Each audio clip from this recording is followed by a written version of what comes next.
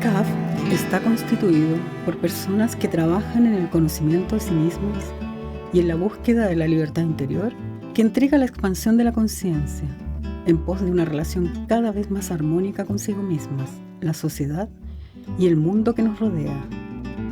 Este trabajo se realiza en la vida diaria con herramientas tales como la meditación, la reflexión y el estudio de enseñanzas que forman parte de la tradición espiritual de la humanidad, buscando valores que ayuden a expandir la capacidad de amar.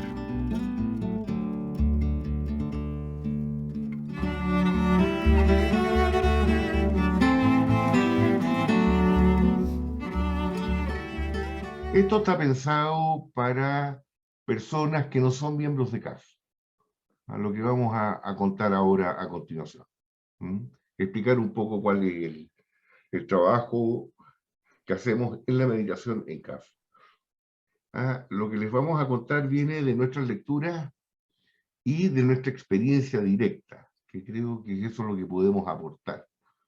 Esto no es una volada que leímos y repetimos lo que leímos. No, esto es algo con lo que trabajamos día a día y le sacamos provecho. Y es por ese provecho que lo queremos compartir con ustedes. Y es un gusto estar con ustedes, compartir este instante. Vamos a conversar con Marcio, intercambiar nuestros puntos de vista, especialmente un tema que nos apasiona y que nos interesa mucho, y a ver si podemos transmitirles a ustedes algunos de estos aprendizajes. Aquí ustedes pueden ver algunas preguntas, algunas las vamos a conversar ahora mismo, otras las vamos a dejar para más adelante. Pero lo principal es, Carlos Alberto, ¿por qué queremos hablar de simbología? ¿Qué interés tiene para nosotros? Pues en general símbolos sigue una cuestión re vieja, los egipcios, los papiros, pergaminos, ¿qué interés tiene hoy día? Estamos en un mundo del siglo XXI, mundo tecnológico, computación, inteligencia artificial, viaje a Marte próximamente. ¿Qué interés tiene esto para nosotros? Yo entiendo que mucha gente desestima todo esto de la simbología, no le da valor. ¿Por qué queremos hablar de esto? Por favor. Mira, yo voy a comenzar con una especie de comentario, digamos, un poco figurativo y provocativo. El sol está pasado de moda. Voy a hacer otra pregunta. ¿Los árboles son antiguos? ¿Están obsoletos? Bueno, no la contesten, es para que pensemos. ¿Y cuál es el valor del sentido de lo antiguo, de lo nuevo? Hay cosas de la vida que tal vez las consume el tiempo y otras no. Yo pienso que los símbolos son algunos de esos aspectos de la realidad que personalmente no creo que sea un invento humano. Yo más bien pienso que es un descubrimiento, una realidad que se ha manifestado ante nosotros. Son una de esas realidades que son, para mi manera de ver, permanentes. ¿Y por qué hablar de los símbolos hoy? Yo creo que hay una cosa muy especial que define la meditación de CAF. Para los que ya están en CAF, lo conocen esto, y los que no han participado de CAF, yo se los cuento. Los temas de meditación de CAF, después vamos a detallar más, son 7 temas. Uno corresponde a cada día de la semana, pero lo importante, están referidos a símbolos. Siempre que meditamos, nosotros tenemos un símbolo como referencia, a diferencia de otro tipo de meditaciones, las cuales yo no conozco en profundidad, pero a veces hay meditaciones que, por ejemplo, solamente hacer silencio, o tener un mantra, o cosas así, o algún texto de alguna escritura, pero en este caso, cada una de nuestras meditaciones está referida a un símbolo, que después vamos a ver cuáles son y qué significan. Ahora, ¿de cuál simbología queremos hablar? No queremos hablar de los signos del tránsito, ni ninguno de eso. Nos vamos a referir específicamente a la simbología espiritual que con Carlos Alberto creo que coincidimos, es universal. pertenece a toda la raza humana, a toda la humanidad. Que de otros símbolos no nos pregunten, ¿eh? Vamos a hablar de esto específicamente. Las otras preguntas las vamos a dejar para más adelante, ¿ok? Durante la presentación. Carlos Alberto, esta pregunta es para ti. ¿Qué son los símbolos? ¿Qué valor tienen? Aquí hay una explicación, pero tú tienes una vivencia sobre esto. Cuéntanos un poquito de eso. Siento o me relaciono con los símbolos como un lenguaje. Es un lenguaje que comunica de una manera diferente, por ejemplo, al lenguaje escrito de nuestro idioma verbal o al lenguaje hablado. Un lenguaje que a través de figuras, a través de imágenes, yo creo que nos transmite un conocimiento integral, un conocimiento muy profundo y que viene de la antigüedad. Estos símbolos, particularmente de los que vamos a hablar, yo pienso que surgen del inicio de nuestra humanidad y según la tradición esotérica, antes de esta humanidad que nosotros, mejor dicho, que nuestra historia relata, existen humanidades anteriores, por ejemplo, los atlantes, los cuales tenían un conocimiento espiritual muy profundo y que de ahí heredamos imágenes, símbolos, que se fueron transformando a través de la historia. Entonces, para mí el símbolo es algo que me conecta con una realidad que está más allá de lo que yo puedo percibir directamente. Por ejemplo, los sueños. Cuando uno sueña, se le presenta una imagen que le habla de algo profundo y generalmente el que sueña es el que puede comprender realmente el significado de ese mensaje, porque el sueño va dirigido a esa persona. Y a través de imágenes o de ciertas situaciones le está hablando a una necesidad de su espíritu, de su alma, ¿no? Por ejemplo, ¿qué valor tienen estos símbolos? Acá está la cruz de los cristianos, el pez de los cristianos, la media luna de los mahometanos, la estrella de David de los hebreos, el Dharma de los budistas, esta estrella de 8 puntas, si no me equivoco, 8 puntas, que es de los Bahá'í. ¿Sí? ¿Qué evocan estos símbolos cuando nos vemos? ¿Vemos una pintada en el muro o despierta algo en nosotros? Carlos Alberto, por favor. Bueno, yo voy a ir por el más conocido y el más fácil para mí, pero que también está muy profundamente arraigado porque es muy propio de nuestra cultura occidental, que es la cruz, esta cruz que vemos a la izquierda. Lo conocemos nosotros como el símbolo cristiano y podemos extraer algunos significados. Por ejemplo, la cruz se percibe como un símbolo sagrado, se percibe como un símbolo del sacrificio, también se podría percibir como el símbolo de la conexión de lo divino con lo humano, ¿no? En la iglesia cristiana hay una fuerte representación ahí de un ser divino que se conecta generosamente con la humanidad. Pero este símbolo es antiquísimo y está presente, por ejemplo, en los cursos de CAF, escritos por Santiago Budicio, recopilando y rescatando la información del inicio de la raza humana en el curso de la cosmogonía, y que describe este símbolo como una representación del ser humano en sí mismo. ¿Y por qué el ser humano en sí mismo? Bueno, primero que nada la figura. Si nosotros extendemos los brazos y nos ponemos de pie, somos una cruz. Es un dibujo muy simplificado para mostrar al ser humano. Y además porque la cruz significa el ser humano en su sacrificio, es decir, la condición divina del ser humano al encarnar en una vida física ya está haciendo un sacrificio. Entonces la cruz significa lo divino que está en lo humano, encarnado en lo humano. Y eso es un sacrificio en sí mismo. ¿Por qué? Porque el ser divino, nuestra condición divina, al descender al plano físico de la humanidad, necesariamente olvida su origen. Tiene que desprenderse y separarse de su condición divina y abandona todo ese mundo de perfección, de belleza, de paz, de bienaventuranza, y entra en el campo del cambio, de la inestabilidad, del sufrimiento, que es la realidad humana, para realizar un aprendizaje. Pero es un sacrificio. Para algunos será más consciente, para otros menos. Bueno, eso simboliza esta cruz, por lo tanto un símbolo muy poderoso que nos puede conectar con nuestro origen, ¿no? Vamos a entrar al core, al centro de nuestra presentación. En CAF, los símbolos de la meditación, ¿qué historias relatan?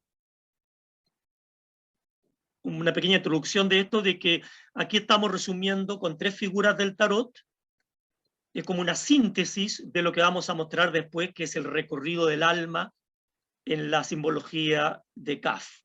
Entonces son estas 3 figuras: el loco, que abajo le ponemos que representa al viandante, luego el peregrino y luego el mundo. Pero adelante, Marcio, para que tú detalles de las primeras. Quería hacer esa introducción nomás. Bueno, no se sorprendan, pero hay alguna relación, no exacta, pero hay alguna relación entre la simbología de CAF y los símbolos del tarot. Y acá hemos querido representar justamente el título de nuestra presentación, de nuestra conversación de hoy, la marcha del alma. De acuerdo a nuestras enseñanzas, el hombre pasa por 3 grandes estados. Parte de manera inconsciente, atado a sus instintos más básicos, al ego, a la personalidad, al interés, al egoísmo, muy inconsciente, muy básico, y eso se refleja como el viandante. En algún momento de la vida, que es el loco del tarot, en algún momento de su vida, todos los seres humanos, de acuerdo a nuestras enseñanzas, viven un momento único que se llama la llamarada, de acuerdo a nuestros textos. Es el momento que tienen la oportunidad de empezar a conectarse con lo divino. Y depende de cada uno de nosotros decidir si sigue esa conexión o la deja. Quien decide seguir le llamamos el peregrino, porque parte su camino en total obscuridad, con su lamparita buscando por dónde ir, y poco a poco va a progresar. Hasta que al terminar su desenvolvimiento, al culminarlo, no sé si esto es posible, pero al culminarlo, el alma liberada, ya unido con la conciencia cósmica, le llamamos, bueno, o lo hemos querido representar acá, como la última carta del tarot, la carta 21, la carta del mundo, que justamente representa un ser armónico, andrógino, que tiene pleno dominio sobre el mundo material y tiene pleno dominio sobre sí mismo, sobre su cuerpo físico. Bueno, acá están representados nuestros 7 temas de meditación. Nuestro fundador hizo estos dibujos que están acá, estos símbolos. Son 7 temas de meditación que nosotros recorremos de lunes a domingo, todas las semanas, todos los meses, todos los años de nuestra vida. Partimos con la dama del velo negro, efecto aborrecimiento. Aborrecimiento habitualmente uno entiende que es como un odio, un te aborrezco, una mala onda. No. En los mamíferos, cuando la madre desteta a los cachorros, eso se llama aborrecimiento. Hay un momento que la perrita ya no le da más leche al cachorro. Eso es aborrecimiento. Lo mismo acá, la dama del velo negro, lo que hace uno es trabajar con esa parte más pulsión, más, ¿cómo se dice esto? Que tiene que ver con más instintiva, más bruta, más emocional, y la aborrece, la va dejando atrás. Luego viene el abismo, efecto desolación. Esas dos podríamos llamarlas meditaciones purgativas. Ustedes saben, pero no les voy a describir acá lo que es hacerse una purga, ¿no? Pero purgativas quiere decir que nos deshacemos de todos aquellos aspectos más brutos que nos impiden nuestro desenvolvimiento. Luego hay meditaciones que nos embarcan en el camino iluminativo. Perdón, los dos caminos también podríamos decir que es purgativo. Después vamos a ver de qué se trata. Luego hay meditaciones iluminativas, donde ya aprendemos a elegir y aprendemos a convivir con la realidad espiritual.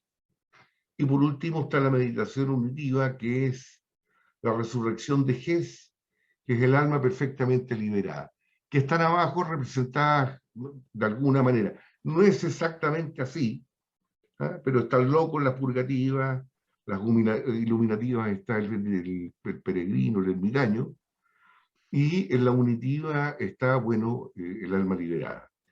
Este es el camino que recorremos, o la marcha del alma que recorremos todas las semanas. Ahora, no es que uno pasa de un estado a otro. Tal como somos, que yo por lo menos me considero un desastre, ¿ah? Estoy repitiendo etapas, ¿ah? Siempre estoy volviendo y veo que hay cosas que corresponden a la dama del velo negro que no he superado. Y tengo que volver a trabajarlas. Rabietas, ira, en fin. Tenemos una línea que quiere expresar la idea del espiral. O sea, como si nosotros fuéramos avanzando en una elipse que cada vez vuelve al mismo punto, pero se va elevando. Vamos avanzando y aparentemente repitiendo lo mismo, pero siempre en un plano más elevado. Esto es lo que yo interpreto de lo que decía Marcio, que si bien esto representa un recorrido desde un punto, llamémoslo, más oscuro, más inconsciente, hasta el punto final más iluminativo, de una conciencia más despierta, este proceso podríamos decir que representa varios niveles de nuestra vida. Por ejemplo, puede representar el nivel de la evolución de la humanidad, ¿no es cierto? La humanidad desde sus planos más primitivos, la infancia de la humanidad, hasta una humanidad más evolucionada en la que queremos ir creando en este momento. Pero también lo podemos ver en nuestra vida, todo el proceso de nuestra vida, desde una infancia más inconsciente, aprendizaje, hasta que encontramos un camino y luego realizamos ese camino en una edad madura. Pero también lo podemos ver en cada proceso de la vida. Los pequeños procesos que vivimos también se pueden dividir en etapas. Entonces puede ser que uno haya superado cosas. Por ejemplo, al pasar la juventud, teóricamente uno superó algunos arrebatos, inseguridades o los apasionamientos propios de la juventud. Pero más adelante puede que regresan de otra forma, regresan más atenuados, no es que se superan de una vez para siempre. Entonces, por eso queremos decir que esto no representa un proceso lineal absoluto, sino que una y otra vez vamos meditando y volviendo a los temas. Y por eso también se suele meditar semanalmente un tema cada día para ir repitiendo y aprendiendo este ciclo. No sé si más o menos completé y aclaré lo que tú decías, pero o tal vez tú puedes darle el brochazo final. No más que hacer notar con fuerza para quienes no son miembros de CAF que la meditación que nosotros hacemos, la meditación de CAF, no es un spa espiritual o psicológico, ¿ah? No es un medio para relajarse, pasarla bien, sentirse bien, no. Es un medio de trabajo interior. Hay que ponerle el hombro acá, ¿eh? Hay que esforzarse. Y el trabajo de liberación que vivimos es fruto de nuestro esfuerzo. Si ustedes ven la figura del loco, el loco está mirando para arriba, inconsciente de lo que pasa, pero acarrea esta mochila en su espalda. Bueno, de esa mochila de la espalda, con sus pocas pertenencias, sus míseras pertenencias, ahí arrastramos todo nuestro pasado. Deshacernos de eso requiere esfuerzo. Entonces, no es cuestión de sentirse bien con la meditación. Nunca se ha tratado de eso, la meditación de CAF. Se trata de hacer un trabajo con uno mismo, uno en su propio laboratorio, para ir recorriendo esto y alcanzar la libertad interior. También, Marcio, ahí tenemos este perrito, ¿no es cierto?, que molesta a ese loco. A ver, ahí lo ponemos, sí.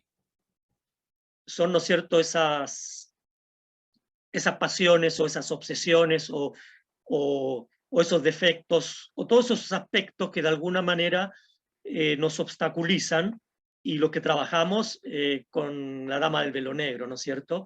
Que no es que nos vamos a deshacer o vamos a extraer de nosotros esa naturaleza, pero la idea es que eso se vaya armonizando, que el perrito, en vez de mordernos, que vaya caminando al lado, ¿no es cierto?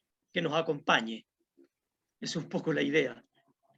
Para completar el símbolo, ¿no? Está ese aspecto también de los instintos, que es uno de los aspectos en toda su dimensión, ¿no? Instintos biológicos, nuestras ambiciones, nuestras ansias de poder, todos estos aspectos que nos conforman, que de alguna manera pueden ser obstáculos para la apertura o el crecimiento de nuestra conciencia. Bueno, acá están los 7 temas. Los 7 temas de meditación con su efecto y el campo de trabajo muy escueto de cada uno de ellos. Nada más el velo negro trabajamos, noten, trabajamos con los elementos más instintivos, más salvajes, burdos y primitivos de nuestro ser. ¿Ah? Que lo tenemos todos por el hecho de estar encarnados en un cuerpo, en este mundo material. Esto lo tenemos, aunque uno lo niegue, pero ahí está. Luego el abismo nos permite trabajar con el ego un poco, con la identificación con el medio social, cultural, deshacernos de la presión del medio social, la presión de nuestros pares, que muchas veces nos empuja a llevar una vida que no es auténtica. En los dos caminos trabajamos con cuyo efecto es el desapego, trabajamos con el afán posesivo, con la identificación con elementos externos. Aprendemos a desapegarnos, a dejar atrás, a soltar. En el estandarte aprendemos a elegir. Todo el tiempo nos vemos enfrentados a situaciones que tenemos múltiples opciones de respuesta. Bueno, la respuesta que queremos dar nosotros a la vida es aquella que es armónica con el desenvolvimiento de nuestra vocación. Entonces, en el estandarte aprendemos a elegir de acuerdo a eso. En el templo de oro, trabajamos aprendiendo a encontrar en nosotros los recursos internos superiores que necesitamos para nuestra vida. Pucha, necesito ser más fuerte. Bueno, la fuerza está dentro de mí, pero tengo que buscarla, trabajarla y asentarla. Ese es el campo de trabajo del templo de oro, no sé si soy claro. En el velo de Ageia, efecto gozo, aprendemos a disfrutar de la manifestación de lo divino en este mundo. Incluso en aquellas cosas que no nos gustan, en aquellas cosas que nos desagradan, aprendemos a ver lo divino allí. Y por último, la resurrección de Ges, cuyo efecto es el arrobamiento, o sea, nos roba lo divino, nuestra conciencia vuela y se une a lo divino. Yo te invito ahora a que conversemos un poco del velo de Ageia. Pareciera la palabra más rara de toda esta lista, especialmente para alguien que nunca lo escuchó.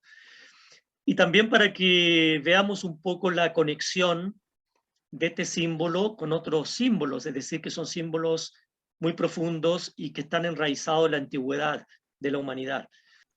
La imagen de la carta de la papisa del tarot, vamos a partir por ahí. Abajo, mano derecha, si ustedes se fijan, tenemos la carta 2 del tarot, que es la papisa, y al lado izquierdo está la imagen de Isis, de la religión, la mitología egipcia, ¿no? Pero si se fijan bien en esta carta, la papisa tiene un velo.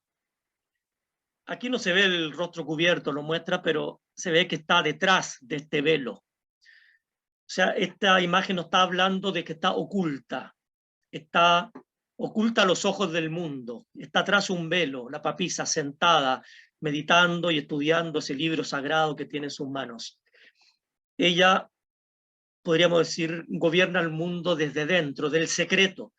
Y eso es una imagen de lo divino, la realidad de lo divino. Nosotros vemos un universo, nos relacionamos con una realidad, con la naturaleza, con los seres humanos, pero hay algo que está detrás, que es el motor invisible que mueve todo, lo cual no percibimos. Y eso es lo que está oculto, Ges. Y el velo de Ageia, el velo es toda la manifestación visible, expresión de esa divinidad. Es decir, el velo de Ageia nos está hablando de que tras la apariencia de la realidad, la apariencia de todo lo que vivimos, lo que vemos, lo que captamos con nuestro sentido, hay una realidad oculta más profunda que es lo que sostiene esta realidad visible. Y siempre está presente esa dualidad, lo oculto, lo desconocido, Ges, lo visible en Ageia. Podríamos extendernos mucho más con esto, de hablar del concepto de la Trinidad y otras cosas, pero no nos va a dar el tiempo. Pero lo que quería mostrar es que en esa imagen de Isis está presente ese mismo concepto, lo divino, femenino, pero que está oculto, que sostiene, es lo invisible, lo sagrado, ¿no? Tal vez para los que no son miembros de CAF, sería bueno aclarar, antes de seguir, que nosotros en CAF reverenciamos lo divino en su figura femenina, lo llamamos la Divina Madre, que de acuerdo a sus aspectos toma distintos nombres. Pero aquí estamos hablando del velo de Ageia y, bueno, Carlos Alberto menciona a Ges, lo oculto. Acá vemos la carta de la emperatriz, que es Ceres, y así se manifestaba para atrás. Mire, déjenme devolverme un poco. Y cabe una pregunta. Cuando uno ve las figuras de los antiguos, estos símbolos, Venus, por ejemplo, hoy día lo vemos como obras de arte de los antiguos. Y no eran obras de arte, estaban en los templos, eran objetos de concentración de la devoción para conectarse con lo divino, eso creo yo. No era que iban a mirar qué bonito está la estatua de Venus, no, ellos tenían una experiencia espiritual, y estos símbolos, en este caso estatuas, les permitían conectarse con el significado real de esos símbolos. Está la Venus aquí la figura de la madre es más que milenaria, viene del Paleolítico, hace, qué sé yo, 40, 50, 1000 años atrás. Esta Venus, tú sabes el nombre, la Venus de Willendorf, esta Willendorf. más gordita que está ahí, ¿no? Pero si ustedes se fijan, que es lo que creemos, compartimos esto con Carlos Alberto, la figura de la madre cariñosa, amorosa, que perdona todo, que nos acepta tal como son, bueno, viene desde hace miles de años atrás y se mantiene hasta el día de hoy. La madre de Cristo, en la religión cristiana, tiene esas mismas características. Acá está representada por la piedad. 3 etapas distintas de la humanidad, pero que preservan el mismo significado cercano de esta madre amorosa, divina, que nos acoge. Esta madre, ¿no es cierto?, que aquí vemos también esta figura que sugiere la fecundidad, la fertilidad, la generosidad de la naturaleza. Por eso que esta madre es la representación de lo divino como origen del universo, porque el universo es fecundo, es creativo, es como la matriz, el útero de donde surge la creación. Entonces, los antiguos tenían esta intuición, de así como ellos surgían de la madre, los seres vivos surgían de ese vientre, de ese útero, el universo surge de esta matriz mayor que es la madre divina, que es el origen de todas las cosas, ¿no? Pero fíjense ustedes los templos antiguos. ¿No? Tenemos Kuluk Hayal en Turquía, 20.000 años. Antes de la agricultura ya el hombre estaba haciendo templos. Esto es Egipto. Todos estos templos estaban asociados a momentos estelares. Bueno, ayer, antes de ayer, fue el solsticio de invierno para nosotros. Bueno, este templo que está en Irlanda, el que está arriba a mano derecha, justo en ese día entra un rayo de luz que ilumina algunos símbolos, dando enseñanza a los hombres. Tal como decía Carlos Alberto, yo sospecho que estos templos siempre simulan el útero fecundo de nuestra Madre Divina. Incluso, y aquí que me perdonen si hay cristianos por ahí, no se enojen conmigo, los pórticos de las catedrales antiguas, de las catedrales cristianas, semejan el aparato genital femenino, su entrada. ¿Ah? Es una vulva. Entonces, cuando yo entro a la madre. Incluso, ya que estás hablando de esta experiencia en los templos y volviendo un poco a esta relación con que tú hablabas de esta divinidad, de esta estatua, yo pensaba en lo siguiente: imaginémonos que estamos en una gran ciudad con mucho ruido, mucho movimiento. Bueno, yo lo digo esto porque esto yo lo experimenté muchas veces, tanto en Santiago de Chile como en Buenos Aires, y de pronto uno decide entrar a una catedral. ¿Y qué ocurre dentro de la catedral? Es por lo menos lo que a mí siempre me ocurrió. Uno se sienta y es como que entrar a otro mundo. Hay un silencio interior, hay un ambiente protegido en que te conecta con otro ámbito de tu conciencia. Todo lo que está afuera desaparece. Hay gente adentro que está orando, que está recogida, y ese ambiente se respeta. Los que entran ahí saben que están entrando a un ambiente diferente. Entonces, esa catedral es como un monumento vivo, un símbolo vivo. Pero a diferencia del símbolo que yo lo miro, yo entro en ese símbolo y me recuerda que también en mi interior, yo al entrar en la meditación, por ejemplo, a penetrar en mi corazón, en mi alma, penetro en un templo. O sea, el templo en realidad, y después te voy a pedir que muestres la otra imagen del templo, es un símbolo de, decía, ¿no es cierto?, la Torá antigua, la casa de Dios. En la casa de Dios. Entonces, y los aborígenes también tenían el tótem o muchas construcciones, pero un objeto donde mora la divinidad. Pero también en la tradición cristiana se habla que el cuerpo humano es también un templo, la casa de Dios. Y también en nuestra enseñanza se habla que el corazón es el tabernáculo secreto. El tabernáculo es una tienda, es una casa. Entonces, dentro del corazón, en el tabernáculo secreto también mora la divinidad. O sea, cuando uno entra ahí, entra a un espacio sagrado, diferente, donde está solo en intimidad consigo mismo. Esa es la potencia del símbolo del templo, el templo de oro, por ejemplo, ¿no? El templo de oro, bueno, tú tienes una imagen muy linda ahí de un templo de oro que es real, ¿no? Este templo está en el Punjab de la India. Pertenece a la religión Sikh, pero recoge una tradición mucho más antigua. Es el templo de oro. Está recubierto efectivamente por una película de oro en todos sus 4 costados.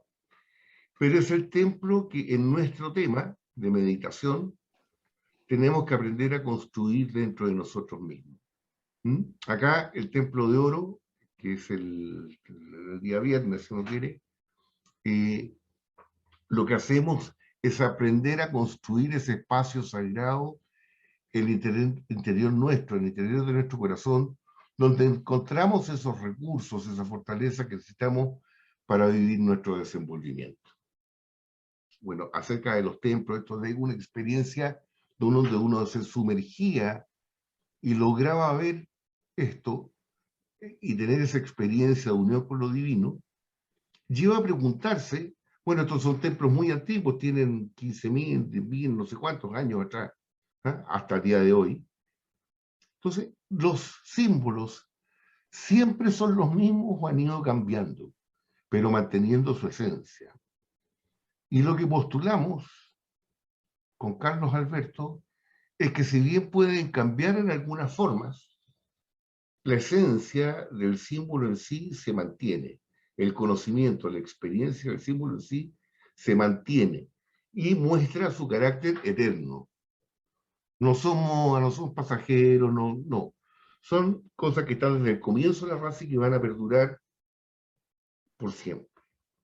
Aquí hay un buen ejemplo. Amón, el padre de los egipcios, está acá con sus atributos, el mismo bastón que lleva el loco, el mismo bastón que lleva el peregrino, ¿sí? El mismo bastón que sostiene el andrógino de la Carta del Mundo lo tiene Amón. Acá está la versión griega de Amón, que es bastante más bella, ¿no? ¿Mm? Y ahí él está con sus cuernos. ¿Eh?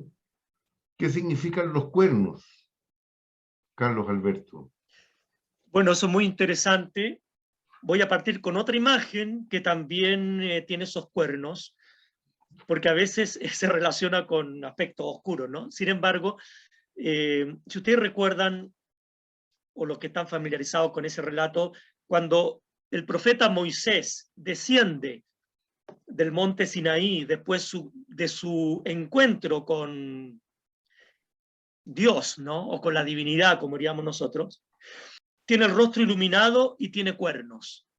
Incluso el Moisés de Miguel Ángel está representado en la escultura con esos cuernos. O sea que los cuernos representan la iniciación. Es un iniciado, o sea, alguien que accedió al conocimiento y al contacto con lo divino.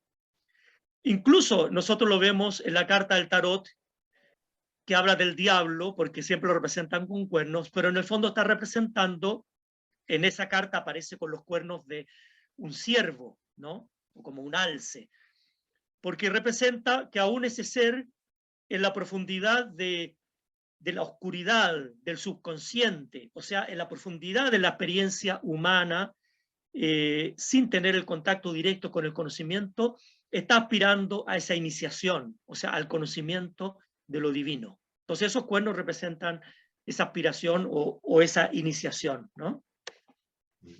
Estudiosos, a los que yo he escuchado, dicen también que si uno esquematiza esta forma, se va a encontrar que la faz y los cuernos conforman el útero con las trompas de falopio y los ovarios. O sea, es la imagen de la madre, para el que sabe mirar. A pesar de que es un varón masculino, pero mantiene en su faz con esto, no sé si lo logren imaginar. Es un útero completo con sus trompas, en fin, o sea, el aparato generatriz femenino. Bueno, y van a ver que el mismo personaje se repite en Grecia, se repite después en Roma y luego en la religión cristiana. Es el mismo caballero. ¿Mm? A mi entender, seguramente algún erudito me podría agarrar a pato y decir que no, pero por ahora es lo que yo pienso. Fíjense en esto, volviendo a la imagen de la madre. La más conocida a nosotros, ¿no es cierto?, la imagen de la Virgen, la madre, amamantando al niño, y luego tenemos las imágenes correspondientes en las mitologías más antiguas. Pero claramente vemos aquí que es la madre que alimenta, que es proveedora, que es la abundancia, ¿no? Y que también es la conexión de la vida, la que da la vida.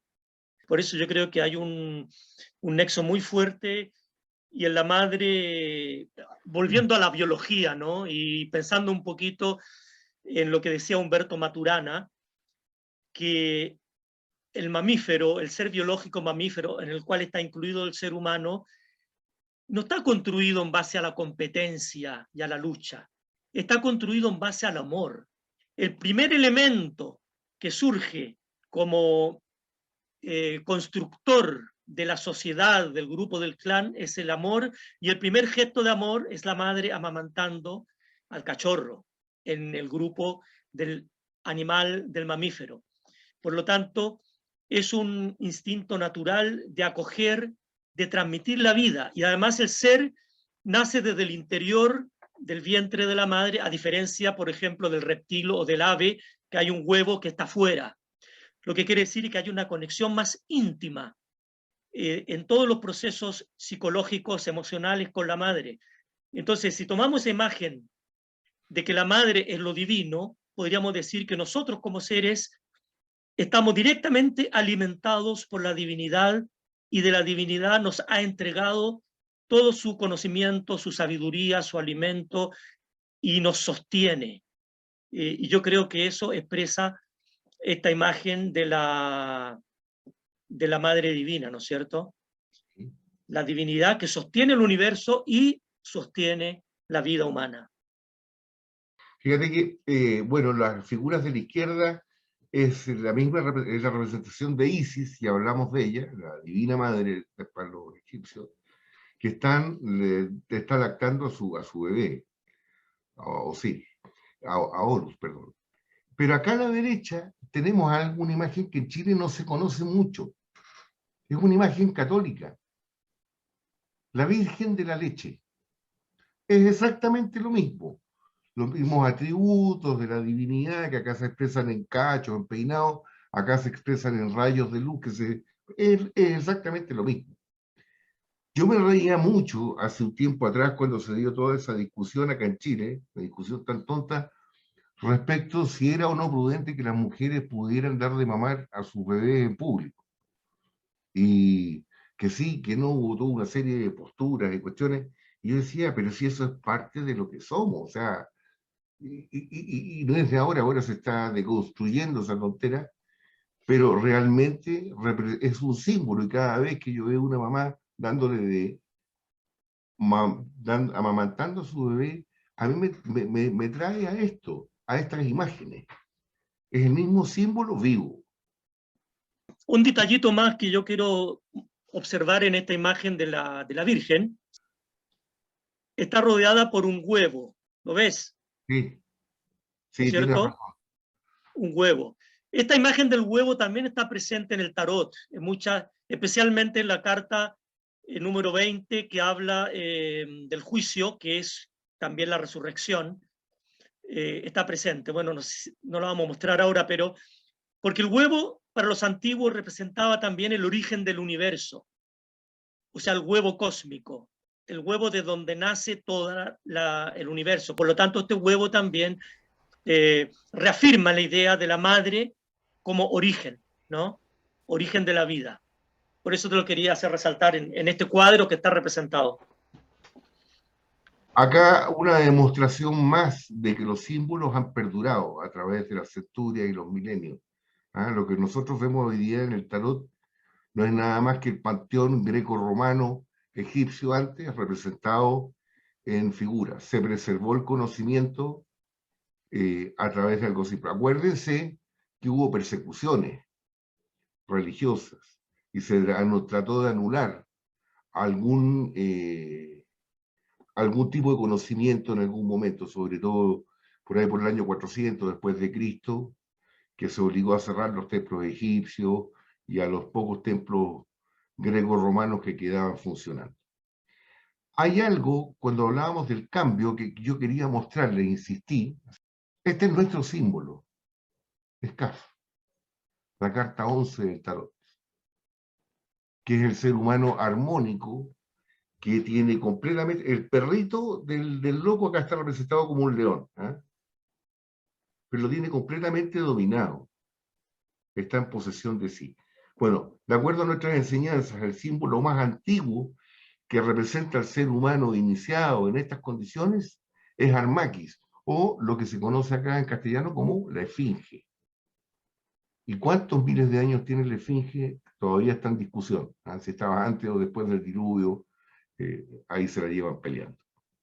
Insistir en que esto es un camino, y que también estaba representado en esos templos que dice Marcio. Insistimos en eso porque este mismo recorrido que dan estas imágenes es lo que daban estas figuras del tarot en los templos antiguos.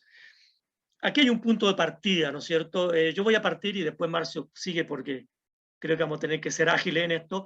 Que el primero, la dama del velo negro, es el punto de partida y que simboliza de que lo primero, que el ser viandante, para iniciar su camino, tiene un adversario o una enemiga, alguien que lo tiene prisionero y del cual tiene que liberarse.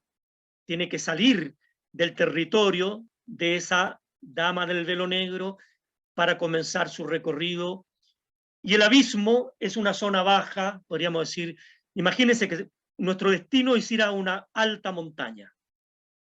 Desde la alta montaña uno tiene el panorama completo, pero imaginémonos esos territorios de la antigüedad donde la parte baja estaba llena de vegetación, de selvas, de pantanos. Bueno, de ahí donde parte el peregrino, de esos pantanos, de esos abismos oscuros profundos.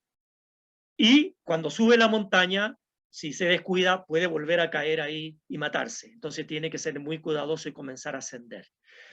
Y entonces es un recorrido, ¿no? En algún momento encuentra una encrucijada y tiene que elegir un camino, el camino para poder ascender. Y luego toma su estandarte. ¿Qué quiere decir el estandarte? El estandarte es la bandera, ¿no es cierto? Es el emblema propio de las batallas. O sea, yo voy hacia una batalla, hacia un fin, el estandarte que lleva el caballero, por ejemplo, andante, que estoy identificado con un destino, con una causa, con un sentido. No es una lucha aleatoria, caprichosa. Tiene una finalidad y he abrazado un motivo y una causa por la cual estoy dirigiendo y encauzando mi destino. Te dejo, Márcio, para que sigas. Por ejemplo, acá en la carta del abismo, donde yo me enfrento al medio social, al que dirán, a la presión de ese tipo, hay 7 olas, ¿ah?, de algunas aguas medio asquerosas. Bueno, son 7. Cada una de ellas es una prueba que hay que vencer. Sufrimiento físico, la ignominia, la duda, de las que me acuerdo en este momento. Tiene que ver con eso. Los dos caminos, el peregrino no ve a la Divina Madre que va al lado, tomándolo de la mano y guiando los pasos. El abismo acá se ve a mano izquierda. El dibujo poco lo nota, pero acá está, créanme. Es la compañía de la Divina Madre mientras camino. ¿Y por qué muestra un camino? Porque para caminar para adelante tengo que dejar lo que hay atrás. Es el desapego. De alguna manera representa la renuncia. Si yo quiero caminar, ir hacia adelante en el tiempo, en el espacio, en fin, tengo que dejar lo que hay atrás. No me puedo aferrar a una zona de confort, como se dice hoy día de moda. Y así, cada uno de estos símbolos, no los vamos a detallar hoy día, tiene componentes. Por ejemplo, el estandarte, están estas 2 llaves que significan los pares de opuestos. Después hay 3 mujeres acá, 2 que están veladas y una que está sin velo. Ella le llamamos Anunit, es el amor.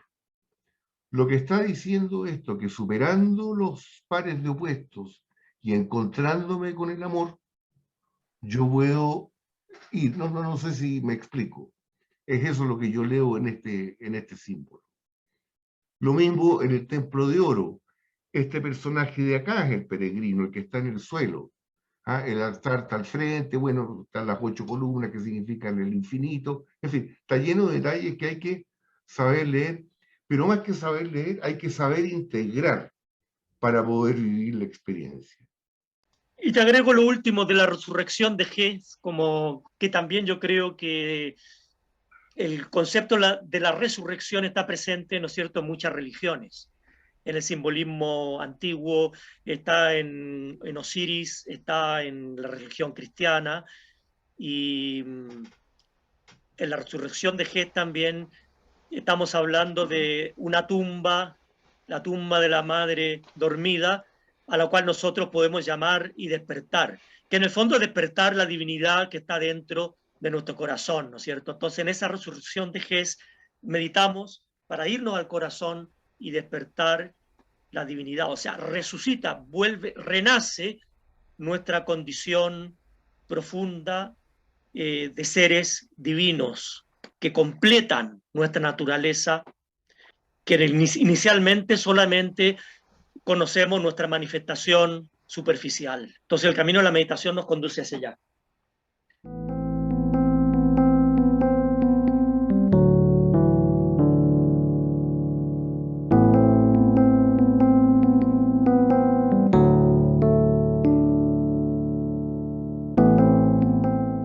que estamos en CAF meditamos toda la vida. Esa es la pregunta de cuánto tiempo. Bueno, toda la vida, lo que dure. ¿Y cuánto tiempo en el día? Bueno, eso es relativo, pero hay ciertos patrones estándar. Por ejemplo, suelen ser de 15 minutos o de 30 minutos. La meditación discursiva, que tiene 3 pasos, se suele hacer de 15 minutos. Y la afectiva, que tiene 6 pasos, son 6 o 5, 5 creo yo, un resumen, se hace en 30 minutos.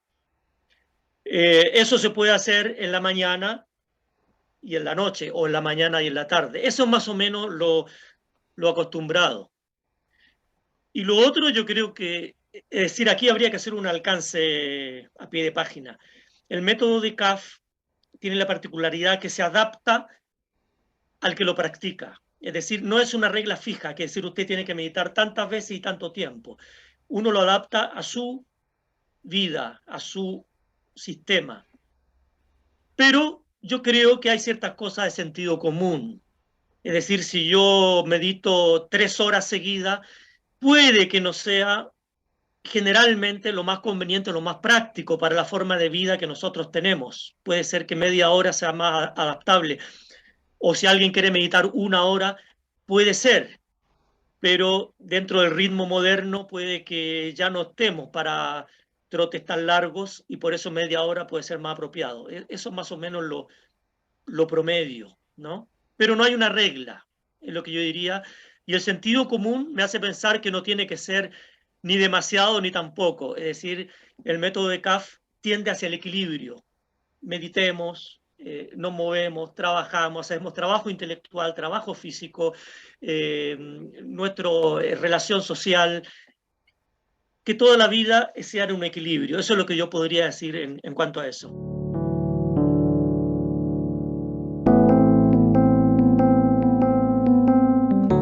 Llegó mi hija mayor, teñida con el pelo, se veía horrible. Creo que a todos nos ha pasado en estos años. Se veía horrible. La primera reacción es rabia, o sea, como mi hija, eso. Bueno, eso mismo lo llevo a la meditación. Sería el tema, la dama del velo negro, ¿no? La rabia. Y lo veo allí con detalle. Y en vez de reaccionar y retar y qué sé yo, cambio esa respuesta. No es automático, no es que hago la meditación una vez y la cosa cambió. No. Te digo que varias veces, muchas veces, que llevar ese mismo tema al altar de la meditación, tratarlo hasta que se produce un cambio que ya no reacciona en automático, sino que reacciona de manera amorosa y consciente. Entonces tú me preguntas cómo avanzar. Bueno, es eso.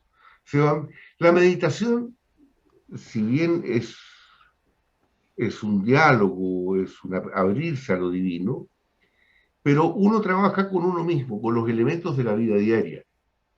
No es una volada. Yo me trabajo con mis rabias, con mis angustias, con mis miedos, con mi gozo, con mis anhelos, con mis decisiones, con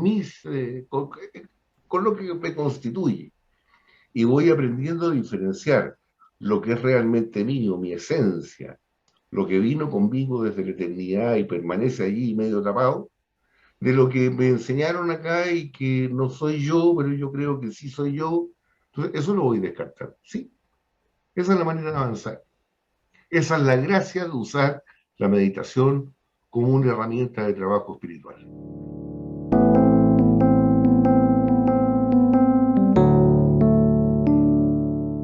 Yo primero que nada, a la pregunta diría que, en mi opinión personal, no hay una manera de hacerlo que sea la manera correcta.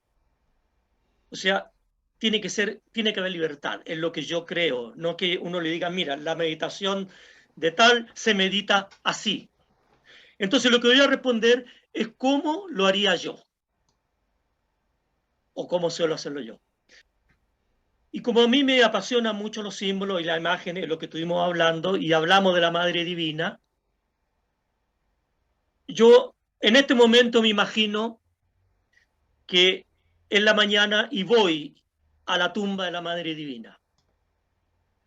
Imagínense el mismo sentimiento de Magdalena a las 4 de la mañana yendo a la tumba de Cristo, que está en un estado de desolación, de desesperanza, porque su Dios está muerto. O sea, su esperanza está muerta, acabada.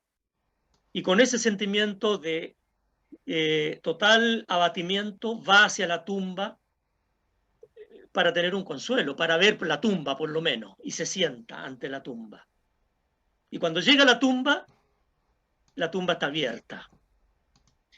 Bueno, ustedes la historia la conocen. Yo voy a la tumba de la Divina Madre y me siento. Y ahí espero. Hago silencio y espero. Y trato de descubrir en mi interior que me diga, ¿quién está ahí? ¿Está realmente ahí?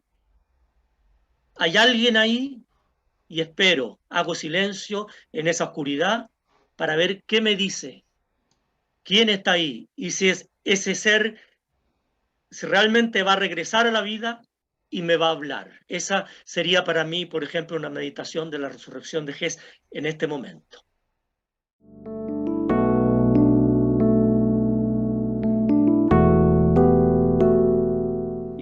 Y yo creo que sí, lo de la vocación yo creo que es lo primero. En realidad, por lo menos en CAF, nosotros meditamos del momento en que descubrimos que hay una vocación, es decir, tenemos un objetivo y un sentido. Y la meditación es una herramienta para desenvolvernos en ese sentido. Y evidentemente yo creo que sí nos vamos perfeccionando. Ahora, no porque vamos a llegar a la perfección, yo creo en el sentido que vamos a llegar a integrarnos, a armonizar nuestras vidas y a utilizar con mayor plenitud todos los elementos que componen nuestra vida, todos, no solamente lo lindo, todo lo que los conflictos, lo bello, lo no tan bello, lo difícil, todo eso lo podemos, yo diría, espiritualizar, una herramienta para espiritualizar nuestra vida, darle contenido a todo lo que vivimos. Muy bien, ha llegado el momento de despedirnos. Queremos agradecer en primer lugar a nuestros expositores por su hermosa conferencia, a todos ustedes por su interés y valiosas preguntas, y muy en particular a quienes se unen a estos encuentros por primera vez. Deseamos dejarles cordialmente invitados a nuestro próximo encuentro y por favor no olviden de compartir e invitar a sus familiares y amigos. Tengan todos muy buenas noches